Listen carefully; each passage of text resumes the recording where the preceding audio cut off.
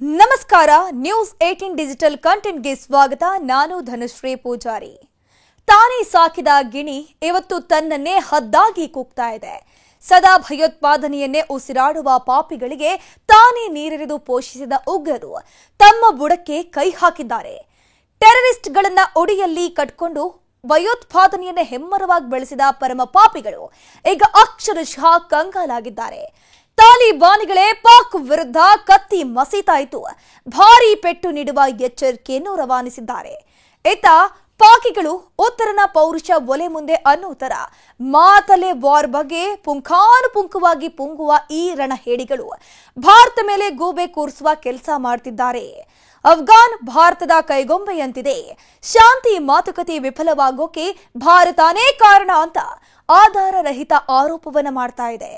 ನಿರ್ಭೀತ, ನಿಷ್ಪಕ್ಷಪಾತ, ವಿಶ್ವಾಸಾರ್ಹ ಸುದ್ದಿಗಳಿಗೆ ಹೆಸರಾಗಿರುವ ನ್ಯೂಸ್ 18 ಕನ್ನಡ ಈಗ ಆಪ್ನಲ್ಲೂ ಲಭ್ಯವಿದೆ. ದಯವಿಟ್ಟು ಇಲ್ಲಿರುವ QR ಕೋಡ್ನ ಸ್ಕ್ಯಾನ್ ಮಾಡಿಕೊಂಡು ಆಪ್ ಡೌನ್ಲೋಡ್ ಮಾಡೋದಕ್ಕೆ ಮರಿಬೇಡಿ. ನಿಮ್ಮ ಬೆಂಬಲ ಹೀಗೆ ಸದಾ ನಮ್ಮೊಂದಿಗಿರಲಿ. ಧನ್ಯವಾದ. ಟರ್ಕಿಯ ರಾಜಧಾನಿ ಇಸ್ತಾಂಬುಲ್ನಲ್ಲಿ ನಡೆದ ಪಾಕಿಸ್ತಾನ ಹಾಗೂ ಅಫ್ಘಾನಿಸ್ತಾನದ ನಡುವಿನ ಕದನ ವಿರಾಮದ ಮಾತುಕತೆ ವಿಫಲವಾದ ಬೆನ್ನಲ್ಲೇ ಪಾಕಿಸ್ತಾನದ ರಕ್ಷಣಾ ಸಚಿವ ಖವಾಜಾ ಆಸಿಫ್ ಅಫ್ಘಾನಿಸ್ತಾನ ಮೇಲೆ 50 ಪಟ್ಟು ಹೆಚ್ಚಾಗಿ ದಾಳಿ ಮಾಡ್ತೀವಿ ಅಂತ ಎಚ್ಚರಿಕೆ ನೀಡೋ ಜೊತೆಗೆ ಅಫ್ಘಾನಿಸ್ತಾನ ಭಾರತದ ಕೈಗೊಂಬೆಯಂತೆ ವರ್ತಿಸ್ತಾ ಇದೆ ಅಂತ ಟೀಕೆ ಮಾಡಿದ್ದಾರೆ. ಶಾಂತಿ ಮಾತುಕತೆ ವಿಫಲವಾದ ಬೆನ್ನಲ್ಲೇ ಪಾಕಿಸ್ತಾನದ ಮಾಧ್ಯಮಗಳೊಂದಿಗೆ ಮಾತನಾಡಿದ ಖವಾಜಾ ಆಸಿಫ್ ಅಫ್ಘಾನಿಸ್ತಾನ ಭಾರತದ ಪ್ರತಿನಿಧಿಯಂತೆ ವರ್ತಿಸ್ತಾ ಇದೆ.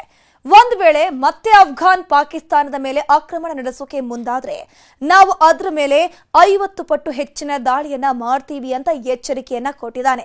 ಅಫ್ಘಾನಿಸ್ತಾನ ಭಾರತದ ಕೈನಲ್ಲಿನ ಗೊಂಬೆಯಂತೆ ಆಡ್ತಿದೆ ಅಂತ ಆರೋಪಿಸಿರುವಂತಹ ಖವಾಜಾ ಆಸಿಫ್ ಮೇ ತಿಂಗಳಿನಲ್ಲಿ ನಡೆದ ಯುದ್ಧದಲ್ಲಿ ಭಾರತ ಅನುಭವಿಸಿದ ಸೋಲಿನ ಪ್ರತೀಕಾರವನ್ನ ತೀರಿಸಿಕೊಳ್ಳೋಕೆ ಭಾರತವು ಅಫ್ಘಾನಿಸ್ತಾನವನ್ನ ತನ್ನ ನಿಯಂತ್ರಣದಲ್ಲಿ ಇಟ್ಟುಕೊಂಡು ಪಾಕಿಸ್ತಾನದ ಮೇಲೆ ಯುದ್ಧ ಮಾಡ್ತಿದೆ ಅಂತ ಹೇಳಿದ್ದಾರೆ. ಅಲ್ಲದೆ ಪಾಕ್ ಮತ್ತು ಅಫ್ಘಾನ್ ನಡುವಿನ ಶಾಂತಿ ಮಾತುಕತೆಯ ಬಗ್ಗೆ ಮಾತನಾಡಿರುವಂತಹ ಆಸಿಫ್ ನಾವು ಒಪ್ಪಂದ ಮಾಡಿಕೊಳ್ಳೋಕೆ ಇನ್ನೇನು ಹತ್ತಿರದಲ್ಲಿ ಇದ್ವಿ, ಆದ್ರೆ ಭಾರತದ ಹಸ್ತಕ್ಷೇಪದಿಂದ ನಾವು ಒಪ್ಪಂದ ಹಿಂತೆಗೆದುಕೊಳ್ಳುವಂತೆ ಮಾಡ್ತು ಅಂತ ಭಾರತದ ವಿರುದ್ಧ ಆರೋಪವನ್ನ ಮಾಡಿದ್ರು. ಈ ಹಿಂದೆಯೂ ಪಾಕ್ ಅಫ್ಘಾನ್ ನಡುವಿನ ಸಂಘರ್ಷಕ್ಕೆ ಭಾರತವೇ ಕಾರಣ ಅಂತ ಆರೋಪಿಸಿತು ಪಾಕಿಸ್ತಾನ. ಈಗ ಈ ವಿಚಾರಕ್ಕೆ ತಿರುಗೇಟು ನೀಡಿರುವಂತಹ ಭಾರತದ ವಿದೇಶಾಂಗ ಸಚಿವಾಲಯ ಪಾಕಿಸ್ತಾನ ಭಯೋತ್ಪಾದಕರಿಗೆ ಆಶ್ರಯ ನೀಡ್ತಾ ಇದೆ ಅಂತ ಎಲ್ರಿಗೂ ಗೊತ್ತಿರೋ ವಿಷಯ. ಅಲ್ಲದೆ ತನ್ನ ಆಂತರಿಕ ವಿಷಯಗಳಿಗೆ ನೆರೆಹೊರೆಯವರನ್ನ ಹೊಣೆ ಮಾಡೋದು ಪಾಕಿಸ್ತಾನಕ್ಕಿರುವಂತಹ ಹಳೆಯ ಚಾಳಿ ಅಂತ ಕಟುವಾಗಿ ಟೀಕಿಸಿದೆ. ಇನ್ನು ಪಾಕಿಸ್ತಾನ ಅಫ್ಘಾನಿಸ್ತಾನದ ನಡುವಿನ ಯುದ್ಧಕ್ಕೆ ಬ್ರೇಕ್ ಹಾಕೋಕೆ ಟರ್ಕಿ ದೇಶದ ರಾಜಧಾನಿ ಇಸ್ತಾಂಬುಲ್ನಲ್ಲಿ ನಡೆದ ಶಾಂತಿ ಮಾತುಕತೆ ಯಾವುದೇ ತಾರ್ಕಿಕ ಅಂತ್ಯ ಕಾಣದೆ ವಿಫಲವಾಗಿ ಹೋಗಿದೆ. ಇದಕ್ಕೆ ಎರಡು ದೇಶಗಳು ಒಬ್ಬರ ಮೇಲೆ ಇನ್ನೊಬ್ಬರು ಪರಸ್ಪರ ದೂಷಿಸಿಕೊಳ್ತಿದ್ದಾರೆ. ಅಲ್ಲದೆ ಶಾಂತಿ ಸಭೆಗೂ ಮುನ್ನ ಇದೇ ಖವಾಜಾ ಆಸಿಫ್ ಒಂದ್ ವೇಳೆ ಟರ್ಕಿಯಲ್ಲಿ ನಡೆಯೋ ಶಾಂತಿ ಮಾತುಕತೆ ಸಫಲವಾಗದಿದ್ರೆ ನಾನು ಅಫ್ಘಾನ್ನೊಂದಿಗೆ ಓಪನ್ ವಾರ್ ಮಾಡ್ತೀನಿ ಅಂತ ಎಚ್ಚರಿಕೆಯನ್ನ ನೀಡಿದ್ರು. ಇನ್ನು ಈ ಬೆನ್ನಲ್ಲೇ ಮತ್ತೆ ಪಾಕಿಸ್ತಾನ ಮತ್ತು ಅಫ್ಘಾನ್ ನಡುವಿನ ಶಾಂತಿ ಮಾತುಕತೆ ವಿಫಲವಾಗುವುದಕ್ಕೂ ಭಾರತನೇ ಕಾರಣ ಅಂತ ಪಾಕ್ ಆರೋಪಿಸಿದ್ದು ಮತ್ತೆ ಎರಡು ದೇಶಗಳ ನಡುವೆ ಪರಿಸ್ಥಿತಿ ಉಲ್ಬಣಗೊಳ್ಳುವ ಸಾಧ್ಯತೆ ದಟ್ಟವಾಗಿ ಕಾಣಿಸ್ತಾ ಇದೆ. ಒಟ್ಟಾರೆಯಾಗಿ ಪಾಕಿಸ್ತಾನ ಹುಟ್ಟುಹಾಕಿದ ತಾಲಿಬಾನ್ ಇದೀಗ ಪಾಕಿಸ್ತಾನದ ನಾಶಕ್ಕೆ ಮುಂದಾಗಿದೆ.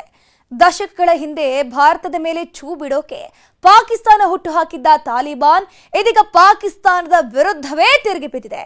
ಸ್ಫೋಟ, ವಿಧ್ವಂಸಕ ಕೃತ್ಯ ಎಸಗಲು ಗುರಿಯಾಣಿಯಾಗಿಸಿಕೊಂಡಿದ್ದಂತಹ ತಾಲಿಬಾನ್ ಇದೀಗ ಪಾಕ್ ವಿರುದ್ಧ ಯುದ್ಧವನ್ನ ಘೋಷಿಸಿದೆ.